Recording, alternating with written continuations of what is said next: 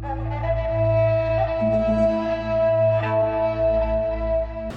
rahmatullah, puji dan syukur kita panjatkan kepada Allah Subhanahu wa taala atas segala nikmat dan karunia yang sangat kita terima. Salawat serta salam semoga jadi berkat pada junjungan kita Nabi Muhammad sallallahu alaihi wasallam. Kita syukuri nikmat-nikmat yang telah diberikan Allah pada kita, terutama nikmat iman, nikmat Islam, nikmat sehat, dan nikmat kesempatan. Sehingga di dalam Jumat kali ini kita masih bisa melaksanakan salah satu perintah Allah, yaitu melaksanakan ibadah salat. Jamaah rahmatullah, saya membacakan surat Al-Baqarah ayat 184. Mungkin ada pertanyaan, kok Nisfu Sya'ban saja belum sudah membicarakan tentang masalah sahur? Kesempatan ini saya akan membicarakan masalah sahur tahun lalu, bukan masalah sahur tahun yang sekarang ini. Dalam ayat tersebut dikatakan, a'udzubillahi minasyaitonir rajim. Faman kana minkum maridan aw ala safarin fa'iddatun min ayyamin ukhra. Barang siapa di antara kamu ada yang sakit atau dalam perjalanan lalu ia berbuka, maka wajiblah baginya berpuasa sebanyak hari yang ditinggalkan pada hari yang lain. Hal ini mengingatkan kepada kita kemungkinan saja kita atau istri kita atau anak perempuan kita yang masih punya hutang sahur di tahun yang lalu, sehingga jangan sampai tiba bahwa Ramadan yang akan datang kita belum bayar hutang tersebut. Kesempatan masih ada sekitar 17 atau 18 hari lagi kita untuk membayar hutang. Mungkin kita membayar hutang karena kita sakit atau kita dalam perjalanan, tapi istri kita, anak perempuan kita mayoritas di usia subur, sekitar 7 hari mereka meninggalkan sahur, sehingga biasanya banyak di antara mereka, termasuk kita juga, yang jarang pada bulan Syawal, Dzulqa'dah kita segera membayarnya, sehingga dinantikan lagi, khawatir hutang tersebut belum kita bayar. Sehingga sengaja saya mengingatkan masalah ini, sahur kita, hutang kita ditunggu. Di ayat ini dikatakan pamangkan nanti kemari berawal ala safarin fa'iddatun min ayyamin ukhra. Gambaran bahwa orang yang dalam perjalanan, orang yang sakit boleh tidak sahur, tapi harus dibayar pada waktu yang akan datang. Tapi sudah barang tentu ketika kita berbukanya jangan demonstratif. Jangan mentang-mentang kita sedang dalam perjalanan kemudian kita makan seenaknya saja atau merokok seenaknya saja. Kalau pada masa yang lalu kita sering membaca spanduk hormatilah orang yang berpuasa, pada masa-masa sementara ini ada yang memasang spanduk hormatilah orang yang tidak berpuasa, namun tidak bisa.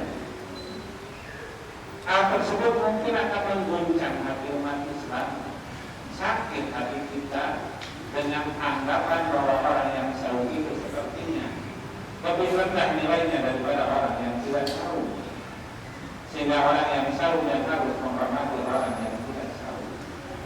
Kita sebagai orang yang beriman pada Allah sudah barang tentu ketika diberi kesempatan oleh Allah untuk meninggalkan sahur dalam perjalanan ataupun sakit, kita berbukanya tanpa menyinggung orang lain.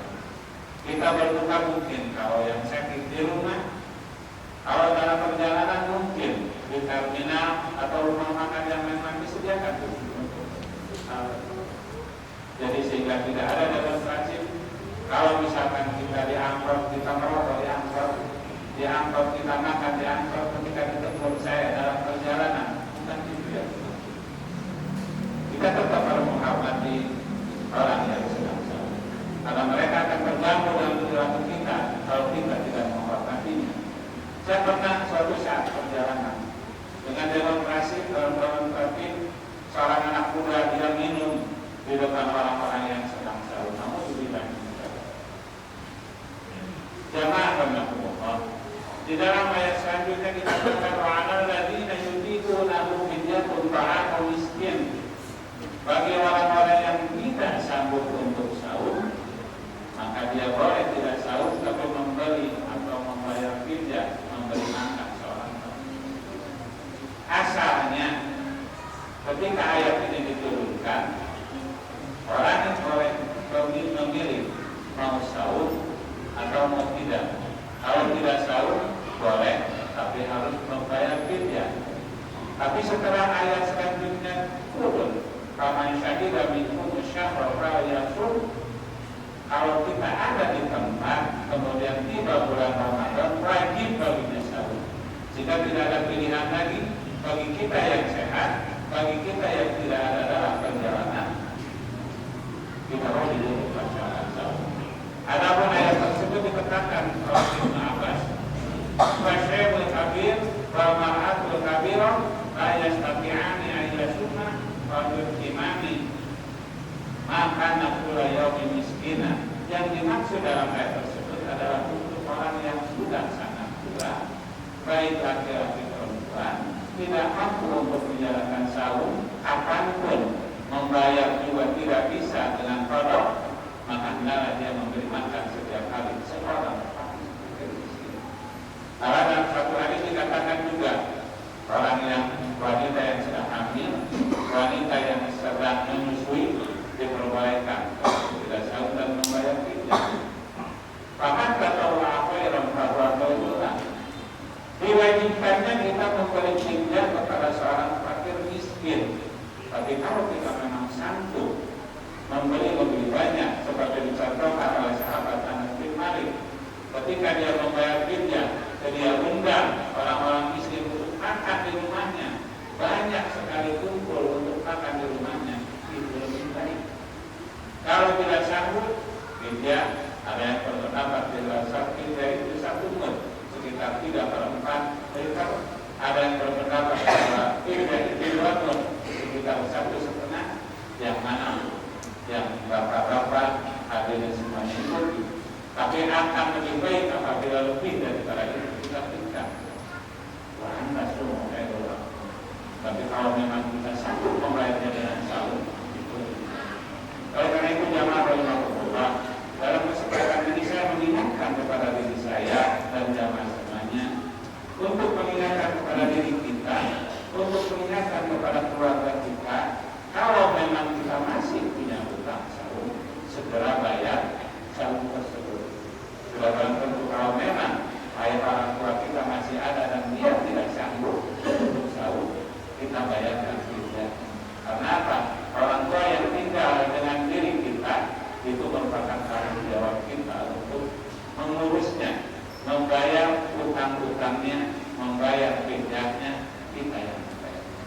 Mudah-mudahan sedikit mengingatkan ini ada manfaatnya, dan mudah-mudahan doa yang selalu dibacakan ketika bulan Syaban, ketika bulan Rajab, Allahumma barik lana fi Rajab wa Syaban wa ballighna Ramadan, mudah-mudahan kita umur kita ditimpakan kepada bulan Ramadan yang akan datang, yang menjadikan kita orang-orang yang beriman dan bertakwa, yang menjadikan kita diselamatkan di dunia dan di akhirat.